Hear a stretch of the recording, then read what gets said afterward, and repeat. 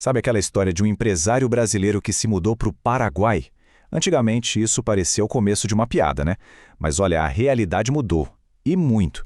Hoje isso se tornou uma estratégia de negócios super séria. E o mais interessante, não é mais um movimento só de gigantes multinacionais. Agora essa é uma rota cada vez mais comum para empresas de todos os portes. Aí vem a pergunta de US$ 1 milhão. Mas por quê? Por que tanta gente está fazendo as malas? Se a primeira coisa que vem à cabeça é impostos mais baixos, calma, essa é só a pontinha do iceberg. O motivo de verdade é bem mais sutil e, para ser sincero, muito mais preocupante para o futuro do Brasil. Vamos desvendar isso agora. E aqui a gente chega no ponto central da coisa toda.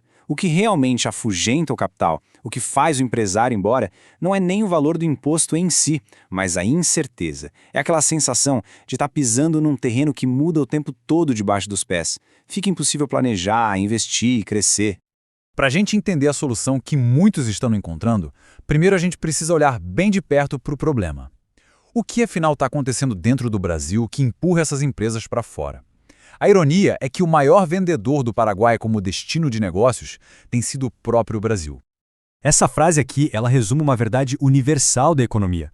Quando o capital se sente pressionado, ele não vai para a rua protestar, ele não discute, ele simplesmente, faz as malas e vai procurar um lugar com regras mais claras, com um futuro mais previsível. É um movimento silencioso, mas que deixa um rastro de consequências enormes. O problema todo pode ser resumido em uma palavra: caos. Um verdadeiro caos regulatório. Tenta se colocar no lugar de quem empreende. Como é que se planeja um investimento de longo prazo se as regras do jogo tributário podem mudar completamente no próximo semestre? Como se contrata mais gente sem saber qual vai ser o custo disso amanhã? Essa é a instabilidade constante que simplesmente destrói a confiança. E antes da gente continuar, um ponto fundamental precisa ficar bem claro aqui. O que estamos discutindo é planejamento tributário. É tudo feito dentro da lei. Abrir uma empresa no Paraguai e declarar tudo certinho para a Receita Federal é uma coisa perfeitamente legítima. O crime é outra história, é esconder patrimônio. A grande diferença, a palavra-chave, é transparência. Ok, então a gente já entendeu o que está empurrando as empresas para fora do Brasil. Agora, vamos virar a moeda e ver o que está atraindo essas mesmas empresas. O que será que o Paraguai e o Uruguai têm de tão especial que o Brasil parece ter esquecido como se faz? Olha, o contraste é gritante. De um lado, no Brasil, um labirinto de complexidade, de imprevisibilidade. Do outro lado, um caminho reto, com simplicidade e estabilidade.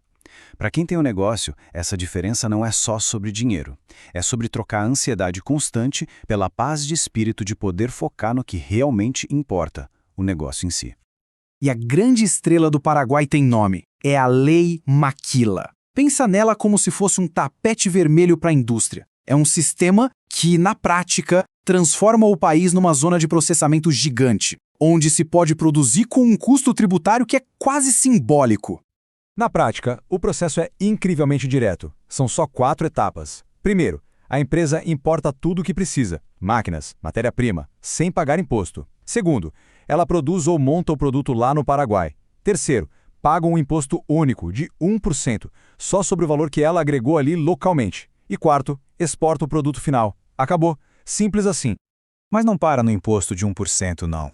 A energia elétrica, por exemplo, pode ser até 70% mais barata. A mão de obra é competitiva e a burocracia para importar e exportar é mínima. E agora vem a grande ironia. Adivinha quem é o principal cliente, quem compra a maior parte dos produtos feitos nesse sistema? O próprio Brasil. Basicamente, estamos exportando empregos para depois importar os produtos.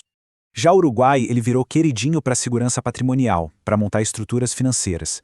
O sistema deles também é bem simples. O que uma empresa ganha fora do Uruguai, não paga imposto dentro do Uruguai. Por isso que muita gente faz o combo. A produção fica no Paraguai e a holding, a parte financeira, fica no Uruguai. Certo, tudo isso parece muito bom na teoria, mas e na prática, funciona mesmo? Será que os resultados são tão impressionantes assim? Vamos dar uma olhada em alguns casos reais, porque os números não mentem. Vamos pegar o caso de uma indústria de autopeças de São Paulo. Não estamos falando de uma gigante, viu? É uma empresa de médio porte com um faturamento ali na casa dos 15 milhões de reais por ano. Eles resolveram apostar na Operação Maquila. Vamos ver o que aconteceu. O resultado foi uma redução de 38% no custo total de produção. Para pensar um minuto no que isso significa. É o tipo de vantagem competitiva que pode literalmente mudar o jogo para uma empresa. E aqui está o impacto direto no lucro. A margem operacional da empresa, que no Brasil era de 8%, pulou para 18% no Paraguai, mais do que dobrou. E o melhor, eles recuperaram todo o investimento que fizeram para essa mudança em apenas 18 meses. Agora, um outro exemplo, só para mostrar como isso é versátil. Uma empresa de e-commerce daquelas que importam produtos da China. Em vez de trazer direto para o Brasil, eles montaram uma operação de importação passando pelo Paraguai.